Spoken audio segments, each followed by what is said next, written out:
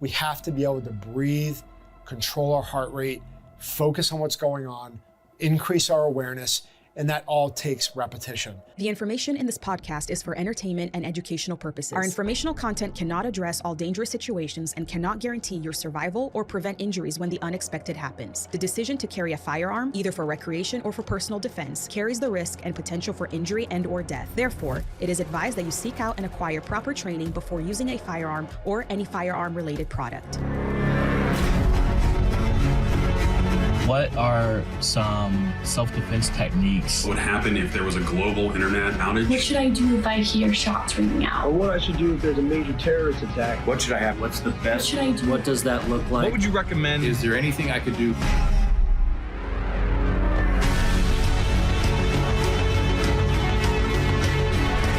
What's up, guys? Welcome back to another episode of Dangerous Questions, an Ironclad original. This episode, we're talking about surveillance, counter-surveillance, espionage-ish type subjects and questions.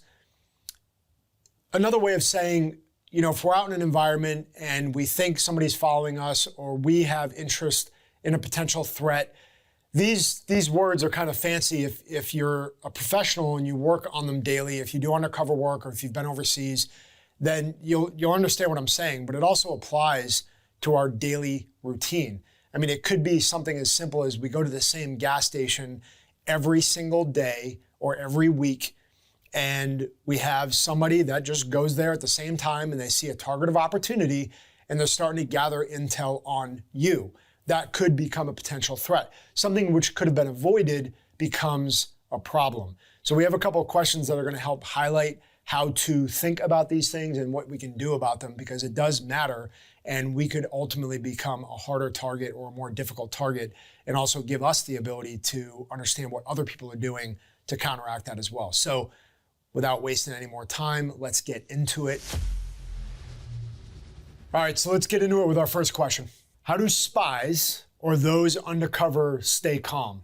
What training did they do to prepare them, and how much is their ability to stay calm in these circumstances innate or genetic? So I took a couple of notes on this because it is worth processing and understanding. These very tense situations, and we can run through, multiple scenarios where you're following a target, you're undercover, it's a high level situation. You may only get one shot to do this, but you don't want to blow your cover, and all of a sudden you end up face to face with your actual target. You're trying to figure out, well, how much do you press for how much intel that you want, and how much do I want to stay back, or how much do I disengage? That can get really, really tense. So what are the things that we do to work up to that point, to stay calm, to think with a clear and calm head, to make good decisions? Because these moments, I'm telling you right now, they're absolutely critical. I've been on surveillance watches with high value targets. I mean, there were micro things happening all around me that any one thing that I did wrong, it would have exposed me and I would have been in a really bad situation and potentially even lost my life or became under contact unnecessarily because I wasn't thinking clearly. So I think it is important to understand, how do we train ourselves in these moments to stay calm? And it really does start from a very early age. You can say genetics. I don't put much value on genetics because I've seen how much value there is in training. And when we're thinking about that development and that process, it starts all the way from an early age. And of course, that's why I love Virginia Beach. You guys always hear the planes in the background. But it really does start from the moment that we come out of the womb. And for me, I remember some of the circumstances, even growing up, dealing with other kids, whether they were bullying me or picking on me, or even my mom, how tenacious she was with her attitude. It formed my behavior. It formed my ability to handle some of these things. And as some of those tense moments that I had with my mother, is like I remember being in buds saying to myself, like, I would way rather go through what I'm going through than get yelled at by my mom. That's how I literally felt even at the age of 18 or 19. It's a very visceral thing. So how you're brought up, that discipline and that intensity that's brought up around you with your peers, with your parents, they do give you the ability to problem solve and handle situations. Everything that you go through is preparing you to deal with one of these situations, to stay calm. If I'm actively seeking that as a professional because I know that's the job that I want to go do, well, then I'm actively putting myself in those scenarios. We've all been into situations where we were lying or not telling the full truth, and you get that thing in your throat. You're like, duh. You kind of stumble around what you're trying to answer, and you have that feeling right in your chest, like you screwed up, you're not saying the right thing, and working through that and being able to conquer that scenario. Like if somebody bumps into you and asks you like, hey, why are you following me? And that's the guy that I'm supposed to be following. You better have a good reason or answer or cover for action right away. And you do that by getting repetition in. You do that by going through some of these difficult scenarios during your upbringing. So it really does come back to training, whether that's deliberate as a professional or your upbringing in general. I think it certainly can help you. Now, does that mean that if you were brought up in a soft environment, never really pushed to do anything hard, that you can't go do it now? No, absolutely not. There's certain training things that I've gone through that completely changed my perspective and allowed me to become better at that. When I talk about every detail mattering to stay calm, and I mean it, because this is breathing. This is simple breathing. My buddy Hendo talks about this all the time. Alex Lanos, that does world-class freediving, trying to set world records, doing things all over the world. His ability to stay calm and hold his breath is very similar to what we're doing when we run into these scenarios out in town. We have to be able to breathe, control our heart rate, focus on what's going on, increase our awareness, and that all takes repetition. Something I talk about often, you guys have heard me say it, I hammer it home, but if you want to get good at staying calm, expose yourself to these environments, get the repetition in, and get the training. That's how you ultimately come out on top and know that you can handle one of these scenarios. So it's a great question, but it applies to everything else. It's not necessarily genetic, but it has a lot to do with training. Thank you, Mountain Tough, for sponsoring this episode. If you guys are looking to get in elite shape and great physical condition and boost your overall fitness, you can do it with the Mountain Tough digital training programs. And right now, it's free for 14 days. You can train anywhere you travel with minimal equipment, whether it's in the gym, outdoors, or even at your house. Their app offers expert, progressive plans to build strength, endurance, and resiliency to prevent injury and burnout. They have follow-along coaching videos that will keep you fired up and motivated at every level. Designed for mountain athletes, hunters, tactical professionals, and outdoor adventurers everywhere. Mountain Tough is led by elite athletes and military veterans. You can start your free trial today and use the code DANGEROUS at checkout for 40% off your annual subscription. These guys are locked on when it comes to elite physical fitness, and it starts from the ground up. Go check them out.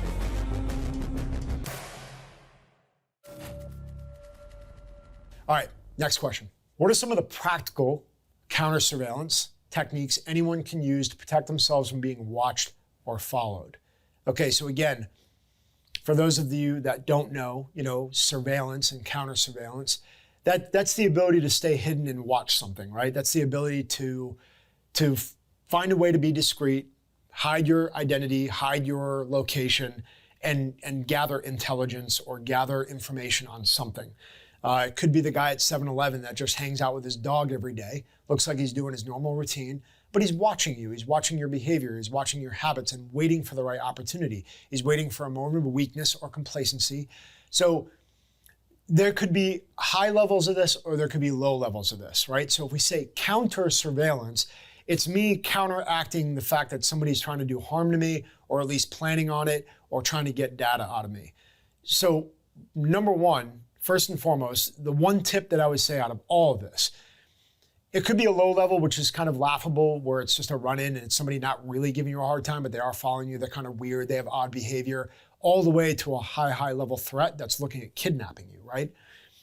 But all of them will be counteracted by an unpredictable pattern. I think anybody that does surveillance would agree with me that if you are trying to stay out of somebody's line of sight, they can't keep up with you because they don't know what your next move is going to be. Now, in the culture today, or even in our lives and our routines, that can become absolutely exhausting. And let's be honest, most Americans today don't have the fortitude or the mental agility to be able to be that unpredictable in their daily routine. They just don't. We're lazy, we're complacent, we take the path of least resistance, we do what's easy. We all know we do it. Everybody watching this probably knows, like, yeah, I should have paid attention. When that car turned with me on the third time and it was odd, I still kept going to my house because I just wasn't paying attention to my instinct. I just wasn't listening to my gut. We've probably all done that. And I always say, I would rather you not need it and do it than need it and not take the right actions. So if we're talking about counter surveillance, that level of unpredictability is going to be the best course of action. Now, everything from that low level to high level, it could be as simple as somebody at 7-Eleven where you think they're kind of trying to follow you and see if you're an easy target. Where to that guy, if I'm doing counter surveillance, I just turn around and say, hey man, do you have the time, or do you know what time it is right now? Or whatever simple question I might ask. Hey, do they have unleaded fuel here? Or what time does this store close? I was just curious if we're running out of time or not. It could be a very easy and simple question to be able to get out. You might want to prepare for that. That way you already preemptively know what you're going to ask somebody that would do a light run-in. That way it's easy to tell. Like they could very nonchalantly be like, oh, yeah, I think it's 1:51 right now. Or they might feel odd or awkward when you ask them that question because you kind of caught them in the act of trying to find out more information about you, and you'll get a sense of that on target and on the X. So that's low level, right? High level counter surveillance, right? We're saying that we're being watched or followed. Now, with technology where it's gotten today, we have everything from drones coming up through windows and people planting small cameras. I mean, the level of technology has become very, very accessible, and it is something to be aware of. And I guess I would just start with assessing the level of threat for you. Is it realistic that you actually have that level of threat to worry about? And if it is, if you're the niche, if you're the minority out there, or the handful of people that are watching this, they're like, oh no, I do something on a daily basis that, you know, whether you're handling a lot of money or you have a business that deals with high level of equipment. You know, there's people every day that have to transition from Brinks truck to Brinks truck. Well, that is a form of counter surveillance because we talked about that. That guy that, you know, they got lit up, you know, from guys with guns and trying to rip into that thing and take what they had. That might be something that somebody wants from you. Typically, there's a reason somebody wants something from you. So what are we doing in these scenarios?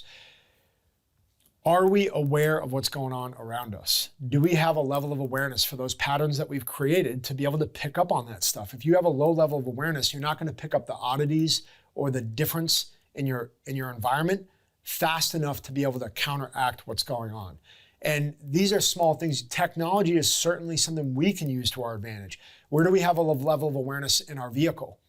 Do we have cameras that we can utilize? Do we have cameras in our home that we can utilize? If I'm at a workplace that I frequent and somebody knows that and I'm in a bunch of buildings, well, do I have surveillance outside that if I get, you know, the hair stands up on the back of my neck about somebody, that I could go back and just watch some footage? Like, is that guy really doing what I think he's doing? Is he sitting there every day waiting for me to come out? So use technology to our advantage too. And again, the really, really high level stuff, I mean, I'm talking to guys that already know this, that do a job that requires that, you know, undercover cops, undercover law enforcement, they're dealing with stuff like this all the time because they are now going after people which might flip on them and want to say, okay, well, where does that guy live? I'm going to do something to his family because he's taking away my freedom. And it is something to be aware of. And I think that that's the key thing, no matter what your pattern of life is to increase your level of awareness, no matter where you are or what you're doing. So that's one way that we can use some practical counter surveillance skills, but be unpredictable. If you really think something's going on, you know, bring more awareness into this. You know, who else can you bring with you to be able to identify some of these things to see if they're real?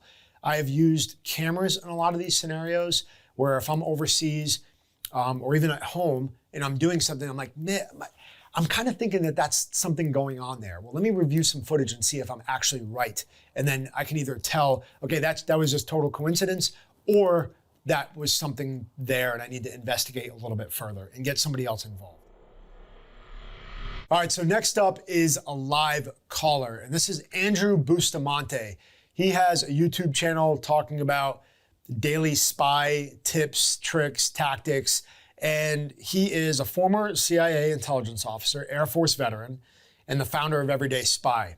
He teaches espionage tactics to help people excel in their personal and professional lives with a background in covert operations and intelligence gathering. Andrew's transitioned his skills into his career as a speaker, trainer, and consultant, sharing his insights on topics like strategic thinking, influence, and high-stakes decision-making. He also has gained recognition through his podcast and public appearances, where he breaks down complex concepts from the world of espionage for everyday use. So that's who Andrew Bustamante is, and we're gonna bring him up right now. Thanks for being on. I did a quick intro, but I think it's important, having somebody that comes on as a subject matter expert, and what you're doing and what you're passionate about. I would say the best way to start is what if people have never seen anything about what you have going on, what do you want them to know about you? What's the first thing you want them to know about you and the value that you add to not only what we do, but what you do? Yeah, absolutely. So the first thing I want people to know about me is that I'm a former CIA intelligence officer and that I host the world's only online spy training platform. That's cool. That's a title. You think there's other people doing this. And my background, I'm not sure how much you know about it. I don't talk too much about the covert aspect of my job, but I loved doing surveillance. I loved doing counter surveillance. I just connected with it and I just fit right in. I grew up, in this city vibe where I kind of knew how to flow in and out of different scenarios really well. So that kind of played into my career. And when I got to do those jobs, I loved it. I was tinkering and working video systems and audio systems and dressing up like the locals and going out to the different shops. It was something that I really, really enjoyed. So that's cool that you're doing that. And I just said in some of the questions before this, every one of those tactics applies to the way we live our lives because it's just human nature. It's human behavior. So I'm sure you have a ton of value. I'm sure guys are gonna go check you out and what you're doing, and I hope they do. But what is the question that you wanted to bring to Dangerous Questions? I'm sure there will be a lot of discussion that comes from it, but what's the one thing that you wanted to bring?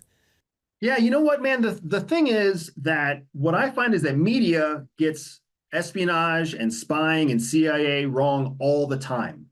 And I've had an awesome opportunity to work with Navy SEALs, with Delta operators, with MARSOC in the field. And I have to suspect that media gets a lot of what you do wrong also. They certainly don't portray how cool some of the stuff is that I've done with you guys, right? And one of the areas that I think is so overblown in media that I would love your thoughts on is when you're carrying out a clandestine operation outside of the United States, in a world that is not familiar with people carrying concealed firearms, in a world where you're not allowed to carry a knife that's longer than a certain length, in a world where batons are illegal, right? When you're carrying out clandestine operations anywhere else in the world, Europe, South America, Asia, and you find yourself aggressed in a city where you can't have any self-defense weapons, what do you do in that situation? How do you balance being an operator and defending yourself and also not crossing a line into a place where Singaporean police put you in jail because you did something that broke their law while you were defending yourself? Yeah, I think that's a great question because we even have to deal with that here too.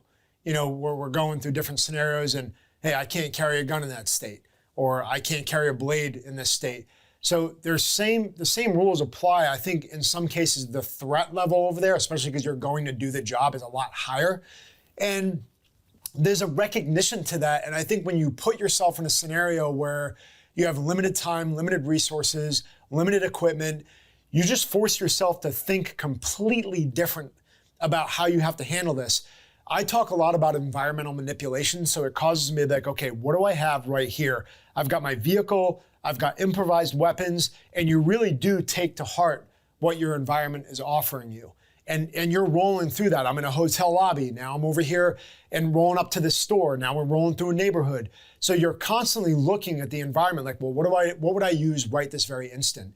And also guys get crafty. You say you can't use a baton, you say you can't use a blade, you can't use a gun, but what can I use? What can be used as a weapon very quickly, and how could I access that?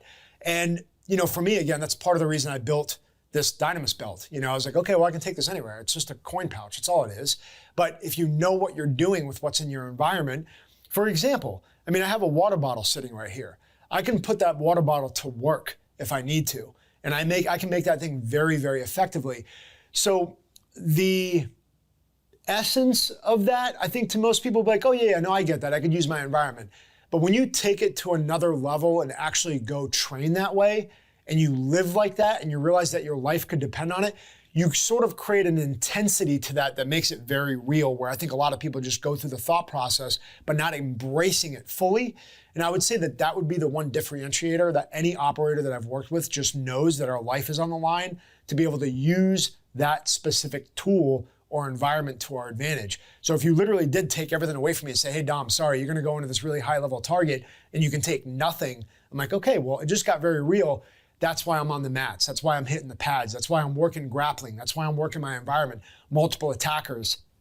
Also, if there's guns that come up in the environment, I've talked to a long length about this, but if I see a gun come into my environment and I'm not armed, say an airport, say I already checked my bags, and I checked my firearm in, but now I'm in the airport with no weapon.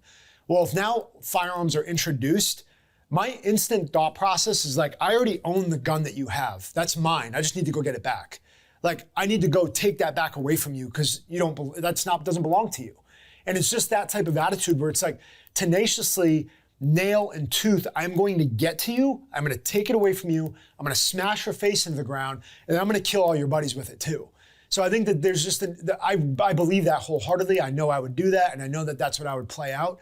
So I think that that's just the acceptance of that mindset for most people to embrace that level of intensity first, and then kind of deconstruct it from there based off of what their environment looks like and what they're capable of. Do you train? Do you know hand-to-hand? Can you manipulate weapons? Can you do a weapon takeaway? If not, well, it's not my first suggestion to go do that, but it might come down to that if you need to. So, I'm sure you're well aware of the level of training you have is going to play out in those environments. So the one thing I want to kind of dig into, to take, just like you said, to take it a step further, right? There are many scenarios in which a lethal mindset, like what you're walking through right now, can go too far. So for example, if you're in France, you're in Paris, and a target of opportunity, a hostile threat presents itself, and let's just say they're carrying a knife because they're from a criminal element. Now, 2 or 3 people jump you. If you take on your self-preservation, your tooth and nail attitude, right? And you start destroying these 3 criminals. But when the police show up, what the French police see is a large American man beating 3 French people in the street. So who do they think is the threat? They think it's you. So now you've got police rolling up on you. How do you de-escalate that situation? Because honestly, if that happens in Europe, you're relatively safe because Europe is civilized. But if you do that in China, if you find yourself doing that in Korea, if you find yourself defending yourself in Cambodia, or even in Argentina or Venezuela or Colombia, where there are a corrupt police body that rolls up on you, you still have to de-escalate the situation, even though you are highly escalated in your mind, body, and physical posture. And I think the scenario of me saying that earlier too, about the mentality that I have to have if somebody comes in with a gun, there is a certain level of reason, right? That's why I talk about faith so much. That's why I talk about this to an nth degree. If we don't have prudence and wisdom to apply to the skills and talents that we have, we're going to use them recklessly. And I think that it's a really important element not to miss, so I'm glad you brought that up, is that as soon as I know that the threat is neutralized, at that point I need to stop and say, okay, I'm assessing, there's no longer a threat to me or my family or innocent bystanders. Okay, hit the pause button and take a breath, right? And it's important to know where that line is. And I think that with the right level of training, this is why I always say untrained people are more dangerous, because they actually can't find that line. Get the training, know where the line is, and be able to pause. Now, if I'm in a scenario where, boom, I just took the guy's gun away, I racked it, I put a round in him, and I'm switching to his buddies, and now all 10 cop cars are coming around the corner. I need to take a serious assessment right then and there of, is the guy in front of me that has another gun and one of his buddies still an imminent threat? If he's still firing at me, I'm not done with the fight yet. The 10 cop cars got to think what they're going to think. My risk is higher because that guy's already trained on me, and these guys are trying to figure out what's going on. So I'm going to side with, Okay, I need to eliminate what's real. Now, if that guy's already kind of like stumbling, trying to find some cover, he's not really shooting at me, 10 cop cars are coming around the corner, I'm trained on him, I might be like, whoop, okay, find some cover, put the gun down, put it at the low ready, put a hand up, get behind a pillar and say like, hey, like, you know, over there, right there, or whatever it is, and just try to get them to see me as a non-threat. Because if I get stuck in the middle of that and I don't have any training and I have no awareness and they're all coming up on me with guns drawn and I'm still trying to take care of the bad guy, and in my mind I'm like, I'm saving the day. Well, now I'm getting shot in the back because I didn't properly identify myself and de-escalate appropriately. There's so many different variables that can happen within there, but I think just trying to put that in a vacuum of making people understand there's going to be balances. There's going to be awareness that needs to be applied to that in order to handle that situation. And the reason I'm so confident about that is because I've been in situations time and time and time again where I'm taking shots on a real threat and my guy's kicking the door in, right? So we train to a high level where I know what the guy's shadow looks like, but what happens when I'm working with somebody that I don't work with every day? What happens when I have an Army Ranger crew kicking in the door right there and me and him are like, whoa, whoa, whoa, blue, right? Whatever the case is. So I need to understand that deconfliction with the civilian element and also anybody that could come up on there and perceive me as a threat. The other thing I would say, it's the whole movie theater element, right? Like one bad guy comes in and everybody thinks it's gonna be the Wild Wild West and everybody's killing each other. It's just not true. Could there be people that misunderstand the threat and make a mistake? Yes, but when the threat presents itself, everybody intuitively knows that's the bad guy. So nobody just all of a sudden materialized into the room with a gun saying, who am I shooting, right? So there's this unfolding process that people tend to forget about that is very real. And if you don't have any real world experience, you don't understand that. But I think people need to trust the experts out there that are telling them, be confident in your skills, know when to draw, know the de-escalation and escalation, know when to shift gears and know when to deconflict with the right people. I mean, that's the best way I can explain it. Again, there's a lot of variables in there, but I hope that adds a little bit of clarity to what you're saying. Oh yeah, absolutely. And you know what, I really value a number of the points that you made, Dom, not surprisingly, right? The difference between trained and untrained. That is the starkest difference that exists in the world. People who are untrained act in unpredictable ways with unpredictable outcomes. People who are trained can control in predictable ways to gain predictable outcomes. And the fact that you talk about having a faith and a purpose that draws you, that helps you identify and assess when it's time to de-escalate, when it's time to turn down the energy that you're bringing to the table. There's so much information, misinformation out there that tells you that all you have to do is just get aggressive and life or death. And they never tell you how to tune it down. They never tell you when it's time to disconnect. They never tell you that there's a higher purpose above simple survival. So fantastic answers, man. I really appreciate the context and the real life scenarios and the straightforward, factual approach that you bring to answering all the questions that you presented here in Dangerous Questions. Yeah, and the thing that fires me up too is that I appreciate the questions because you know that training is the answer. Getting the knowledge, getting the wisdom, which you're providing, is arming people to make better, more prudent decisions when the threat presents itself, or how to identify the threat. You know, realistically in my life, as I see this play out with a growing family, living in this culture, it really does come down to de-escalation and avoidance. That doesn't mean I don't want to train. That doesn't mean I don't want to be prepared. It just means that there's a lot of scenarios that I can avoid altogether, and most of us could, but we just don't prepare for it appropriately. We don't identify them early enough. And that's where the training comes in. It's like the more training you get, the more exposure you get to this stuff, the better off everybody's gonna be. You keep yourself, you keep your family safer, and also educate other people. You know, people might be following you, they might be following me, they might get a little bit of tidbit out of today, but like go teach your family that. Go teach other people this so they can stay safe too. You know, we want good people, good citizens to be prepared to be able to protect themselves. I mean, that's always my goal, always. Yeah, CIA teaches us that whenever you are working undercover, when you're working covertly, the goal is to go unseen, because the unseen threat is far more dangerous than the visible threat. So when you have all the training, all the skills, all the abilities and nobody knows you have those skills, training, and abilities, you're even more dangerous than you were before. Correct. Yeah, that's always the goal. And when we hide those skills, a lot of people early in the training, they want to show that they have that, or they don't really want to hide it well.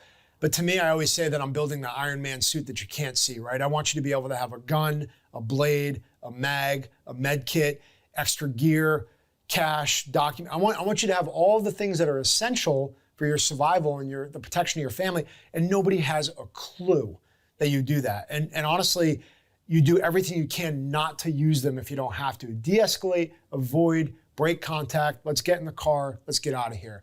But if I'm pushed into a corner and you don't give me a choice, may God help you. Awesome, Dom. Thank you so much for your time, man. Yeah, man. Thanks for coming on, man. It was great to meet you. And I hope to see you again. Keep educating people and keep leading the way, man. God bless you. Amen, brother. See ya. All right, guys. That was Andrew Bustamante. Awesome having him on. And, it just goes to show you that training is so essential into our everyday lives and to what we're doing to prepare to grow. And if we're not doing that, if we're not getting the exposure, if we're not getting the level of awareness that we need, how are we going to avoid these threats to begin with? Those were some really, really, really solid and thoughtful questions. Those questions brought some definite emotion and also some awareness to, I think, hard questions that people don't answer often. And even in that scenario where you have a conflict where you're dealing with a threat and cops come around the corner, like, what are you going to do? You kind of have to have a plan for that. You need to visualize that happening. If you're the guy or girl that says, I'm going to be the one to stand in the breach, I'm going to be the one to protect somebody else today, you also kind of need to have a plan for when somebody else steps in the room looking to take care of the problem of how you're going to identify yourself. West Orlando firearms training, WAFT down in Orlando. I mean, I love what those guys do. They're constantly challenging that scenario of there's a bunch of good guys in the room and how do you deconflict with each other? It's always a thing that forces you to really dig deep into human nature and your human instinct and your behavior right there on the target. All right. We have one more question. That was an awesome live video today. We're going to end with one last question and we are going to wrap up this episode. How does one go about gathering intelligence on potential threats without raising suspicion? Again, what did Andrew just talk about? Being unseen, blending in. The way I'm dressed right now with a Crush Everything t-shirt and a multicam hat, it's a little bit more difficult for me to go and get the intel that I really want in an environment that might make me stand out. I really need to blend in as much as possible. And I think we need to look at that first.